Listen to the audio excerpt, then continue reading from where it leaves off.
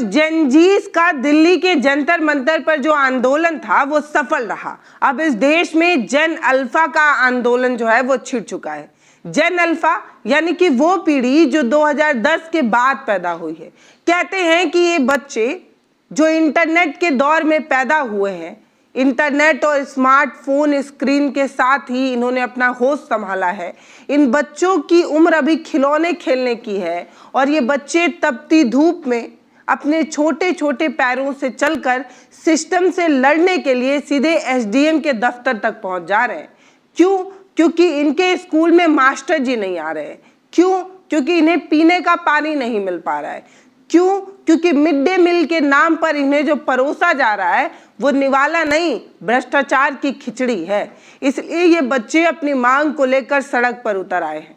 दोस्तों, आसान भाषा में समझिए तो जेनजी यानी कि आपके घर का वो युवा जो रोजगार की मांग कर रहा था और लाठियां खा रहा था, जो शिक्षा में सुधार चाहता था और पेपर लीक के खिलाफ धरना कर रहा था और उसने धर्मेंद्र प्रधान का इस्तीफा ले लिया है और एक आस भी दे दी है।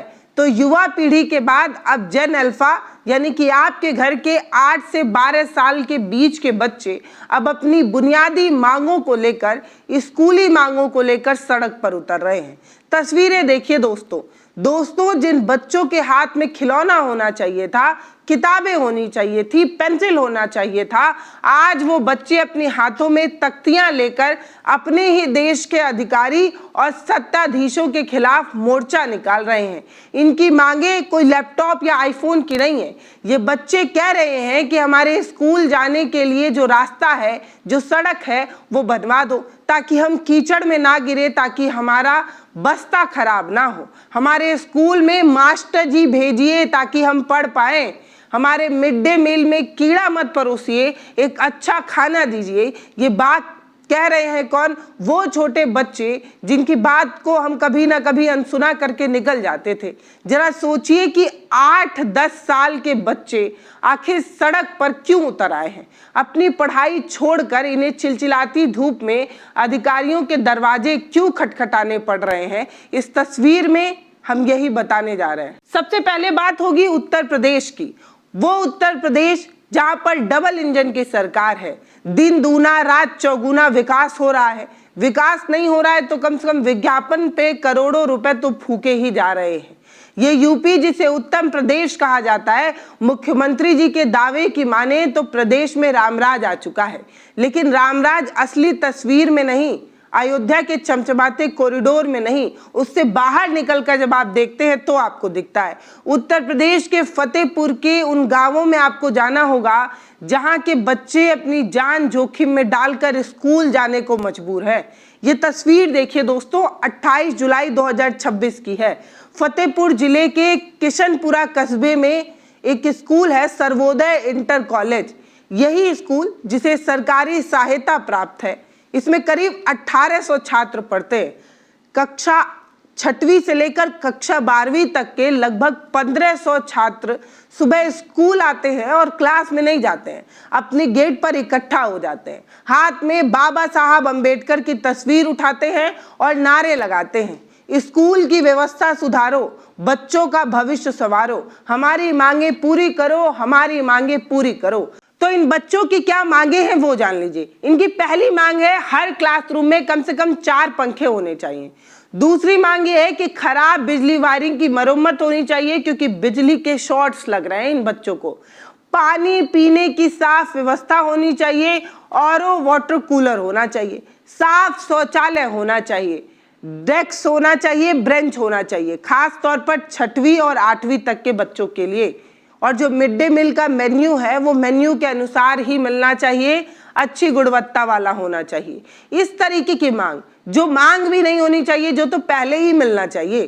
क्लासरूम में ब्रेंच नहीं है जिस पर बच्चे बैठ पाए, उस तरीके की कोई व्यवस्था नहीं है। चाट बोरिया बिस्तर लेकर ये बच्चे जो है वो जाते हैं। मिड डे मील में तो मेन्यू के हिसाब से खाना मिलता भी नहीं, और जो मिलता है वो इतना खराब कि इसे खाया भी ना जा सके। बच्चे कह रहे हैं कि कंप्यूटर लैब होना चाहिए, लाइब्रेरी होनी चाहिए, खेल की सुविधा होना चाहिए। ये सब कुछ इन बच्चों का कहना है। इनका कहना है कि मनमाना एडमिशन फीस और मार्कशीट के नाम पर जो पैसे वसूले जाते हैं उन पैसों पर रोक लगनी चाहिए। छात्रों का आरोप है कि महीनों से शिकायत की जा रही थी लेकिन कोई सुनवाई नहीं हो रही थी। कुछ महीनों से पंखे खराब थे, करंट लग जाने की भी घटनाएं हो चुकी हैं, लेकिन प्रिंसिपल सुनने को तैयार ही नहीं है। प्रिंसिपल पर आरोप लगा रहे हैं बच्चे कि जब उनसे शिकायत करने जाते हैं तो प्रिंसिपल साहब फेल करने की धमकी दे देते हैं। सोचिए, छोटे बच्चे अपनी बुनियादी मांग को लेकर प्रदर्शन करते हैं और ये प्रदर्शन 6-7 घंटे तक चलता है। वीडियो वायरल होता है। उसके बाद जिला के जो निरीक्षक अधिकारी हैं राकेश कुमार, वो मौके पर पहुंचते हैं और लिखित आश्वासन देते हैं 24 घंटे के अंदर हर क्लास में 4 पंखे लग जाएंगे, वायरिंग की मरम्मत कराई जाएगी और कूलर की व्यवस्था कराई जाएगी और हर महीने बेंच डेस्क, 1 महीने में बेंच डेस्क जो है वो लगवा दिया जाएगा। मिड डे मील में भी सुधार किया जाएगा। प्रिंसिपल LB सिंह ने पुष्टि की है कि मांग तुरंत स्वीकार कर ली गई है और प्रदर्शन शांतिपूर्वक तरीके से खत्म कर दिया। लेकिन आप सोचिए, बच्चों को प्रदर्शन के लिए सड़क पर उतरना ही क्यों पड़ा, ये सवाल क्यों ना पूछा जाए। आप पहले से ये चीजें क्यों नहीं सुधार पाए? जब उत्तर प्रदेश में तो राम राज आ चुका है ना, तो इस राम राज में क्या बच्चों को बेंच पर बैठने की इजाजत नहीं होगी, खाने के लिए अच्छी व्यवस्था नहीं होगी? फतेहपुर में जब छोटे छोटे बच्चों का सब्र टूट गया, जब उन्होंने अपना बस्ता उठाया और सीधे कलेक्टर ऑफिस की तरफ रुख उठा लिया, इनकी मांग सिर्फ इतनी थी कि इनके स्कूल के जाने का जो रास्ता है उसे बनवा दिया जाए ताकि रोज ये कीचड़ में ना गिरे, इनकी किताबें ना भीगे। इतनी छोटी सी मांग है। तस्वीरें हमने आपको दिखा दी। तो आपने यूपी की तो तस्वीर देख ली, अब यूपी से सटा है बिहार। यहाँ की कहानी भी और ज्यादा दिलचस्प है। बिहार में सुशासन बाबू यानी नीतीश कुमार की साठगांठ वाली सरकार चल रही है। मजे में ये लोग मलाई खा रहे हैं, लेकिन मलाई का जो जूठन गिरता है वो जूठन भी सिवान के बच्चों के नसीब में नहीं है। सिवान के आसपास के इलाकों की ऐसी तस्वीरें सामने आई हैं जो रोंगटे खड़े कर देंगी। छोटे छोटे बच्चे अपनी थालियां लेकर सड़क पर आ गए हैं। क्यों? क्योंकि मिड डे मील के नाम पर उन्हें जो परोसा जा रहा है वो अनाज कम, कीड़े ज्यादा हैं उसमें। सरकार कहती है कि हम गरीब बच्चों को पोषण दे रहे हैं, लेकिन हकीकत यह है कि मिड डे मील में बच्चों का पेट भरने का योजना कम लगता है और जो ठेकेदार हैं, जो भ्रष्ट अधिकारी हैं, जो भ्रष्ट नेता हैं, उनके जेब भरने का मेगा प्रोजेक्ट ज्यादा लगता है। मिड डे मील से बच्चों का पेट नहीं भर रहा है, झोलियां भर रही हैं भ्रष्ट लोगों की। अब आप ये तस्वीरें देखिए, टिकरी अनुमंडल क्षेत्र के सिउमारा मिडिल स्कूल की है। 40 से अधिक छात्राएं जो हैं वो स्कूल की बुनियादी सुविधाओं की कमी के खिलाफ एक अनोखा प्रदर्शन करते हैं। ये बच्चे 6वीं से 8वीं क्लास के बताए जा रहे हैं।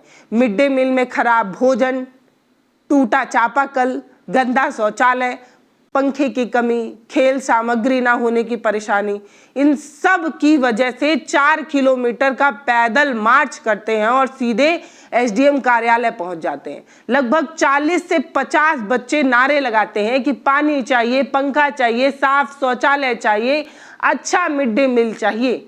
जब वे SDM प्रवीण कुमार के ऑफिस में पहुंचते हैं तो SDM साहब जो है वो फील्ड में गए होते हैं और जो उनका इलाका था फील्ड वाला वो 41 किलोमीटर दूर था।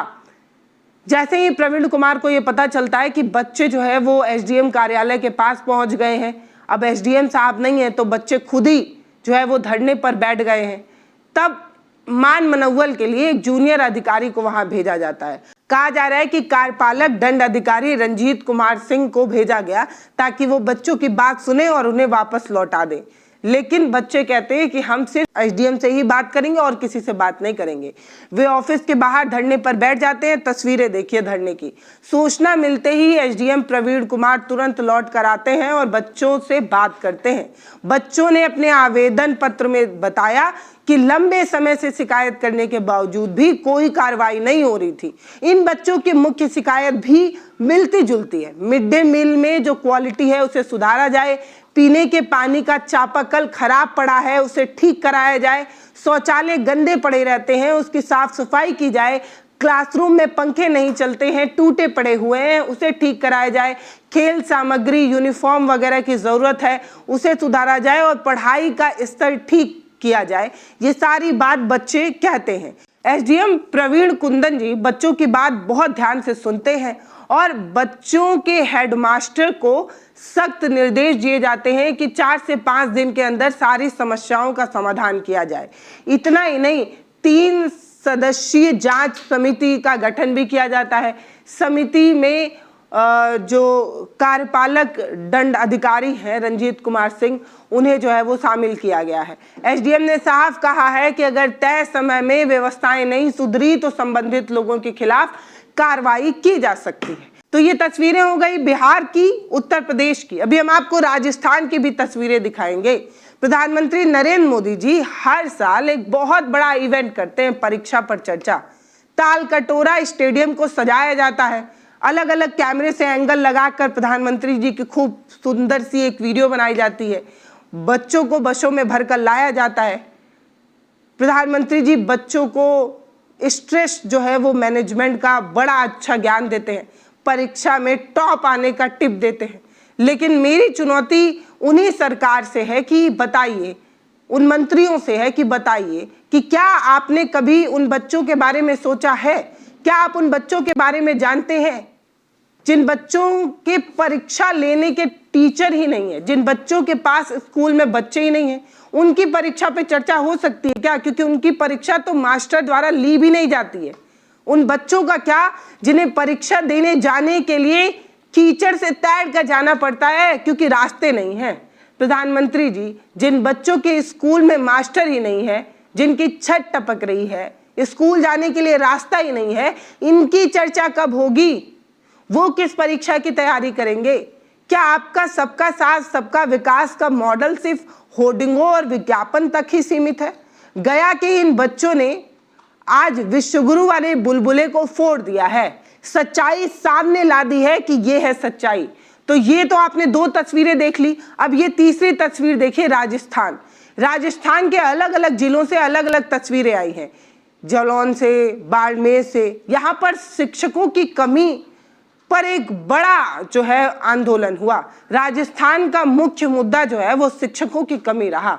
बताया जा रहा है कि इस राज्य में 1.5 लाख से ज्यादा शिक्षक के पद जो है वो खाली है। जालौन जिले के मेघवाला गांव की ये तस्वीर है पीएम श्री स्कूल की। बताया जा रहा है कि 30 जुलाई को पीएम श्री सरकारी स्कूल सेकेंडरी के जो छात्राएं हैं वो मेन गेट पर ताला जड़ देती हैं और यूनिफॉर्म में ही मार्च करती हैं, धरना देती हैं, नारे लगाती हैं कि नहीं किसी से भीख मांग रहे, हम अपना अधिकार मांग रहे। इन छात्रों में से एक छात्रा का वीडियो जो है वो बहुत तेजी से वायरल हुआ। वो एक भाषण दे रही है जिसमें वो लड़की बता रही है कि पिछले 1 सालों से मांग की जा रही है। 2nd ग्रेड के एक भी टीचर नहीं है, 1st ग्रेड में सिर्फ 2 ही टीचर हैं, हिस्ट्री वाले और हिंदी वाले। हिस्ट्री वाले जो टीचर हैं वो प्रिंसिपल भी हैं, पढ़ाने का तो इनको समय ही नहीं मिलता क्योंकि स्कूल मैनेजमेंट में रह जाते हैं। कक्षा 1, 2 और 3 के टीचर और L1, L2 के टीचर को तुरंत लाया जाए, नहीं तो सड़क जाम कर दिया जाएगा।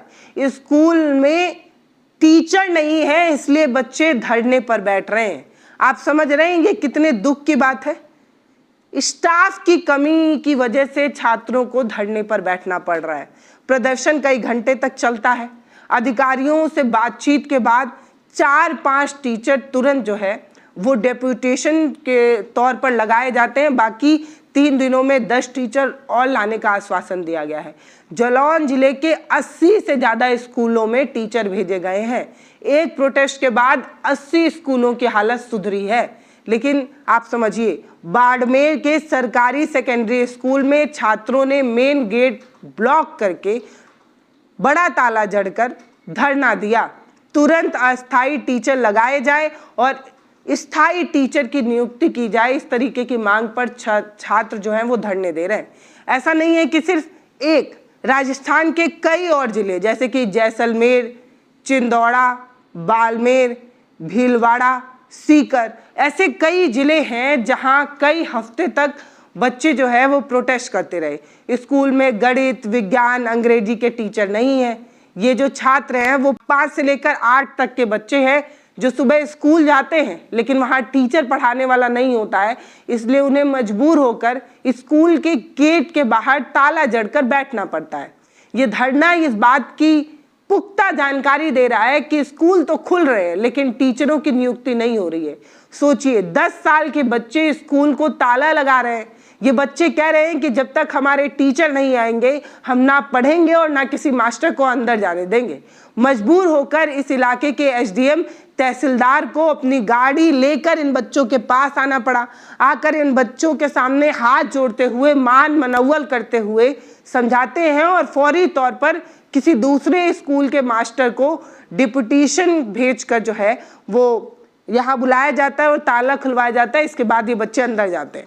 तो ये जो तस्वीरें आप देख रहे हैं ना, ये तस्वीरें इस बात की गवाही हैं कि कॉकरोच जनता पार्टी ने सिर्फ धर्मेंद्र प्रधान का इस्तीफा नहीं लिया है, बल्कि एक आस भी दी है। एक आस जो सिस्टम सुधारने की है, एक आस जो अपनी बात हिम्मत से रखने की है।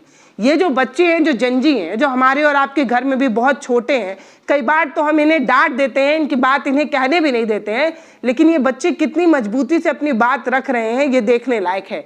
ये तस्वीरें जो आप देख रहे हैं, इससे बहुत ज़्यादा तस्वीरें सोशल मीडिया पर भरी पड़ी हैं, लेकिन इन तस्वीरों पर चर्चा करने के लिए हमारे गोदी चैनलों के पास समय नहीं है, क्योंकि वो आपको एक ऐसा भारत दिखा रहे हैं जो ट्रिलियन बिलियन की इकोनॉमी बना रहा है। लेकिन असलियत ये है कि आपके देश के बच्चे तिरपाल पर बैठते हैं, खाने में उन्हें कीड़ा परोसा जाता है और जो मूलभूत सुविधाएं हैं वो उन्हें नहीं मिलती हैं, इसलिए उन्होंने 4-4, 5-5 किलोमीटर पैदल चलकर जाकर अपनी बात कह रहे हैं। छोटे बच्चे अब अपनी बात कह रहे हैं। दिल्ली में बैठकर न्यू एजुकेशन पॉलिसी पर चर्चा करना आसान है, और आप करते हैं ना। बड़े बड़े प्रोजेक्ट दिए जाते हैं, बड़ी बड़ी होर्डिंगें छपवाई जाती हैं, लेकिन बताइए कि इन तमाम तरीके की जो बातें होती हैं इसमें असलियत क्या है?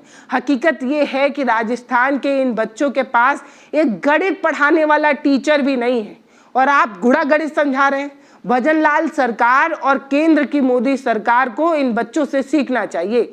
जिम्मेदारी कैसे तय की जाती है ये इन बच्चों ने बताया है। इन बच्चों ने सिस्टम को बता दिया है कि अगर तुम अपना काम नहीं करोगे तो हम तुम्हारे मुंह पर भी ताला जड़ना जानते हैं। स्कूल पर ताला जड़ना तो एक सिंबल है। अगर सरकार अब भी नहीं सुधरी तो ये बच्चे क्या कर सकते हैं? भैया, जंजी के सामने तो आप अपने एक मंत्री का इस्तीफा ले लेते हैं। सोचिए, जेन अल्फा अगर सड़क पर उतर जाएगी तो आपको क्या करना पड़ेगा? फर्स्ट एजुकेशन फाउंडेशन की एक रिपोर्ट है 2023 की, असर, इसे उठाकर देखिए। इस रिपोर्ट के मुताबिक बिहार में आज भी कक्षा 3 के 60% बच्चे ऐसे हैं जो कक्षा 2 की किताबें ठीक से पढ़ नहीं पा रहे हैं। क्यों? क्योंकि उन्हें पढ़ाने वाला ही कोई ठीक से वहां है नहीं।